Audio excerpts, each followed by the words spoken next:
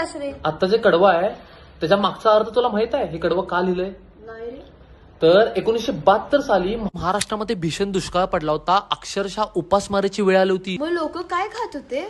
तर सुकडी नावाचा लाल गहू भारतानं आयात केला होता. तो गहू अमेरिकेमध्ये जनावरांना खायला घालायचे. आणि आपण गणपती बाप्पांना तर तांदळाच्या मोदकाचा निवेद दाखवतोय. तर या गाण्यातून आपण गणपती बाप्पांना असं सांगतोय की तुला मी तांदळाच्या मोदकाचा निवेद आज दाखवू शकत नाही.